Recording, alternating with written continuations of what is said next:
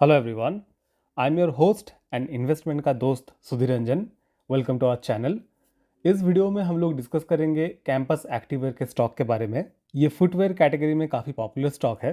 तो इस वीडियो में हम लोग पूरा इसका फंडामेंटल्स, टेक्निकल्स, फंड हाउसेस का रिपोर्ट सब कुछ देखेंगे। एकदम डिटेल में डिस्कस करेंगे कि ये स्टॉक कैसा है, स्टॉक प्राइस कहाँ जा सकता है हमारे हिसाब से। तो इसीलिए आप इस वीडियो को पूरा देखिएगा।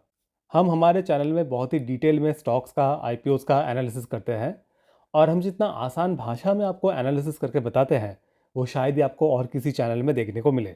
इसीलिए हमारे चैनल को सब्सक्राइब कर ले और बेल आइकन ज़रूर प्रेस कर दे ताकि आपसे कोई भी वीडियो मिस ना हो। तो चलिए शुरू करते हैं आज का वीडियो और पहले देख लेते हैं कि कैंपस का बिजनेस मॉडल कैसा है। नॉर्मली सबको पता है कि ये फुटवेयर ब्रांड है, पर फिर भी हम थोड़ा शॉर्ट में डिस्कस कर लेते हैं। तो यहाँ पे जैसे हम पढ़ सकते हैं कि ये इंडिया का one of the largest sports and athleisure footwear brand है in terms of value and volume. ये बहुत वैरायटी के फुटवेयर्स बनाते हैं, like running shoes, walking shoes, casual shoes, floaters, slippers, flip flops and sandals. India के scaled sports and athleisure footwear market में इनका 17% market share है फिनेंशियल ईयर 23 के डेटा के हिसाब से। इनके पास मेन, वुमेन, किड्स सबके लिए फुटवेयर मिलता है और अभी 2100 एक्टिव स्टाइल्स इनके पास है। इंडिया में 20,000 प्लस इनके पास रिटेल टच पॉइंट्स है और इनका मेन जो प्रेजेंस है वो टीयर 2 एंड टीयर 3 सिटीज़ में है। फिनेंशियल ईयर 22 के डेटा के हिसाब से इनका टीयर 1 सिटीज़ से 27% रेवेन्यू आता है। अगर हम डिस्ट्रीब्यूशन चैनल से रेवेन्यू देखें तो ट्रेड डिस्ट्रीब्यूशन से इनका 55% रेवेन्यू आता है, D2C ऑनलाइन से 38% और D2C ऑफलाइन से 7% रेवेन्यू आता है। कैंपस के पास इन हाउस डिज़ाइन टीम है जहाँ पे 50 डिज़ाइनर्स हैं इनके पास। इनका किसी भी प्रोडक्ट कॉन्सेप्ट अगर फाइनलाइज होता है तो इनको 120 से लेकर 180 डेज लगता है उस प्रोडक्ट को लॉन्च करने के लिए। कंपनी के पास 5 मैन्युफैक्चरिंग फैसिलिटीज़ है और फिनेंशियल ईयर 23 एंड 24 में इनका 100 से 150 करोड़ तक कैपेक्स प्लान था। फिनेंशियल ईयर 2018 से ये कंपनी अपने ब्रांड को और ज़्यादा प्रीमियम बनाने का कोशिश कर रही है और उसके रिजल्ट में हम देख सकते हैं कि फिनेंशियल ईयर 23 में इनका जो रेवेन्यू था उसका 42% प्रीमियम कैटेगरी से आया था। यहाँ पे प्रीमियम कैटेगरी का मतलब है 1500 रुपीज़ के ऊपर के जो शूज़ होते हैं, और इनका जो एंट्री लेवल सेगमेंट था, मतलब जो 1050 रुपीज़ के नीचे के शूज़ हैं, वहाँ से इनका रेवेन्यू 27% आया था फिनेंशियल ईयर 23 में। फिनेंशियल ईयर 22 एंड 23 मिला के ये कंपनी ने 160 प्लस करोड़ रुपीज़ एडवर्टाइजिंग में स्पेंड किया था, जो इनके एनुअल रेवेन्यू का 6.2% था। तो बिजनेस मॉडल देख के हमको यही समझ आया कि ये कंपनी मेनली और प्रीमियम होने का ट्राई कर रही है और इसीलिए शायद एडवर्टाइज के ऊपर ज़्यादा फोकस कर रही है अपने ब्रांड प्रेजेंस को और बढ़ाने के लिए।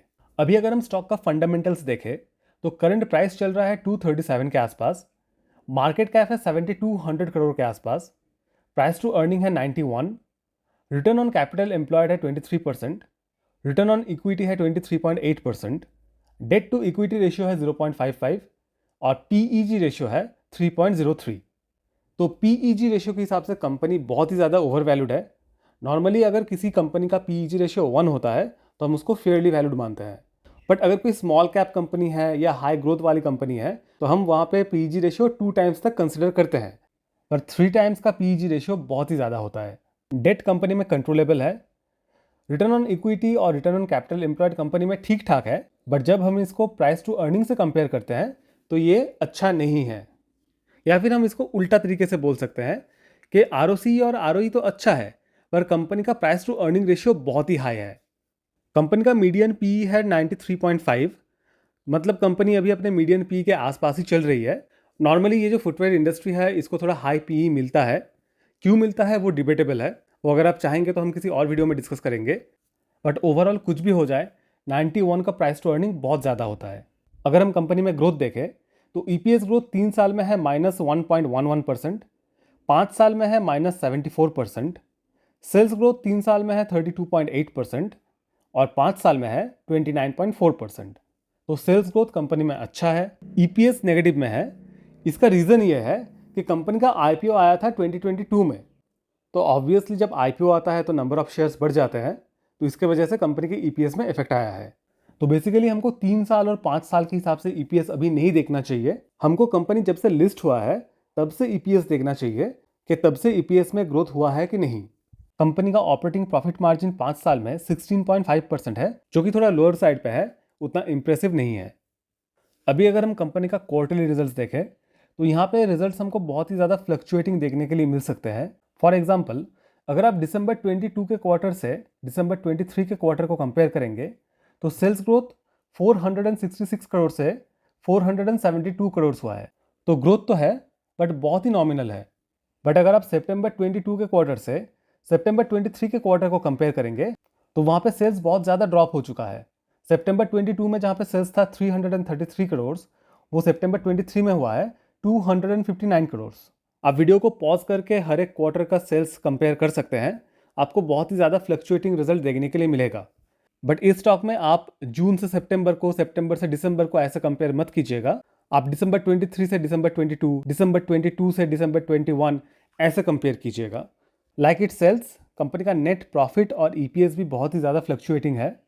सितंबर 23 क्वार्टर में तो नेट प्रॉफिट और ईपीएस एकदम ज़ीरो हो गया था।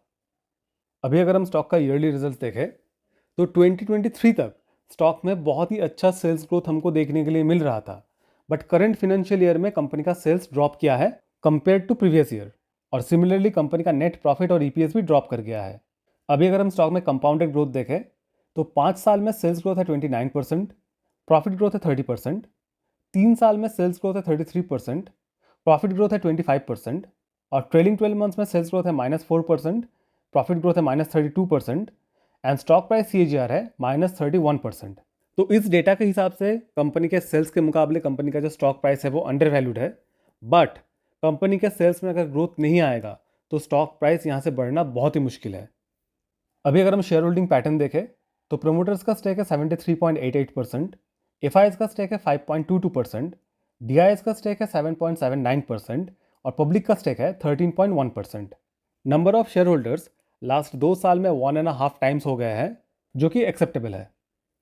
अभी अगर हम इस स्टॉक का टेक्निकल चार्ट देखें तो हमको वीकली टाइम फ्रेम में एक पैरेलल चैनल दिख सकता है जिसका टारगेट निकल के आ रहा है 80 पॉइंट्स का। यहाँ पे एक्चुअली 2 पैरेलल चैनल बन रहा है, एक तो है ये जो आप देख रहे हैं और दूसरा है ये वाला। दोनों का ही टारगेट सेम आ रहा है 80 पॉइंट्स का, पर दोनों का ब्रेकआउट और टारगेट में थोड़ा डिफरेंस है। ये जो चैनल है इसका अगर ब्रेकआउट आता है वो अराउंड 250 से लेकर 260 रुपीज़ के बीच में आएगा, और मान लीजिए अगर 260 रुपीज़ में ब्रेकआउट आया तो हमारा टारगेट निकल के आएगा 340 रुपीज़ का। और ये वाला जो चैनल है इसका ब्रेकआउट थोड़ा ऊपर है। अगर इस चैनल का ब्रेकआउट करीब करीब 270 रुपीज़ के आसपास आता है तो स्टॉक प्राइस 350 रुपीज़ तक जा सकता है। बट अभी भी किसी भी तरफ ब्रेकआउट नहीं आया है। अगर किसी भी तरफ ब्रेकआउट आता है तो हम आपको वीडियो बना के ज़रूर बताएंगे, इसीलिए हमारे चैनल को सब्सक्राइब करके रखें।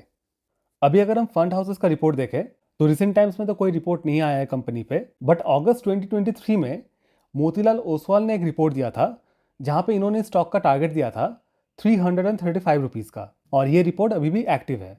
जैसा कि हमने टेक्निकल चार्ट में देखा कि अगर कंपनी में ब्रेकआउट आता है तो ये टारगेट पॉसिबल है। अभी अगर हम लोग कंक्लूजन पे आ जाए तो ये स्टॉक बहुत ही ओवर वैल्यूड स्टॉक है। स्टॉक का बिजनेस मॉडल ठीक ठाक है, शायद लॉन्ग टर्म में ये स्टॉक अच्छा करे, बट अभी के हिसाब से स्टॉक हमको अच्छा नहीं लग रहा है। कंपनी ने अपने ब्रांड को और प्रीमियम बनाने का ट्राई किया है, कंपनी ने एडवर्टाइजिंग में बहुत ज़्यादा खर्च किया है, बट फिर भी सेल्स में वो रिफ्लेक्ट नहीं हो रहा है। सेल्स बढ़ने की जगह उल्टा सेल्स घट रहा है। बट ऐसा नहीं है कि बस इसी स्टॉक के साथ ये हो रहा है। Most of the footwear brands में सेल्स डाउन है। सिर्फ फुटवेयर नहीं, ओवरऑल कंज्यूमर कंपनीज में एक स्लो डाउन है। आप कोई भी कंज्यूमर कंपनी उठा के देख लीजिए, आपको सेल्स उतना बढ़िया देखने के लिए नहीं मिलेगा। ये सोचने वाली बात है कि कंट्री का जो जीडीपी है वो 8% के हिसाब से अगर ग्रो कर रहा है तो वो कंज्यूमर स्टॉक में क्यों नहीं दिख रहा है। आप हमको कमेंट्स में बताइएगा कि ऐसा क्यों हो रहा है, आपको क्या लगता है। तो अभी अगर आप हमसे पूछेंगे कि स्टॉक में क्या करना चाहिए तो हम हमारा एग्जाम्पल देकर बताना चाहेंगे कि अगर हम इस स्टॉक में इन्वेस्टेड होते तो लॉस में तो ऑब्वियसली बुक नहीं करते। अगर किसी का 3 इयर्स का व्यू है तो शायद ये स्टॉक उनको प्रॉफिट दे देगा, बट शॉर्ट टर्म में कुछ बोल पाना बहुत ही मुश्किल है। अगर किसी का शॉर्ट टर्म का व्यू है तो ये स्टॉक उनके लिए नहीं है। और अगर हम इस स्टॉक में इन्वेस्टेड नहीं होते तो अभी के हिसाब से इन्वेस्ट करने का कोई मतलब नहीं बनता है। स्टॉक का वैल्यूएशन बहुत ही हाई है और सेल्स कंटिन्यूसली नीचे आ रहा है, तो अभी इमीडिएटली स्टॉक में एंट्री हम नहीं लेना चाहेंगे। एंड वन मोर थिंग, अगर हमारे पास ये स्टॉक होता तो हम इसमें डाउनवर्ड एवरेज भी नहीं करते। तो आई होप आप लोगों के सामने कैंपस का पूरा पिक्चर क्लियर हो गया होगा और आप लोग ये भी समझ गए होंगे कि हम लोग सेबी रजिस्टर्ड नहीं हैं, तो हमारा बात मान के आपको कोई भी डिसीजन नहीं लेना है। आपको अपना एनालिसिस, अपना रिसर्च खुद करना है और अपना डिसीजन खुद लेना है। अगर आपने यहाँ तक वीडियो देख लिया है तो वीडियो को लाइक और शेयर ज़रूर कर दीजिए और हमारे चैनल को सब्सक्राइब ज़रूर कर लीजिए। और अगर आपका कोई सवाल है या फिर आप चाहते हैं हम किसी पर्टिकुलर स्टॉक या म्यूचुअल फंड का रिव्यू करें तो हमको कमेंट्स में ज़रूर बताइए। This is your host and investment का दोस्त सुधीर रंजन साइनिंग ऑफ। मिलते हैं नेक्स्ट वीडियो में। Thank you.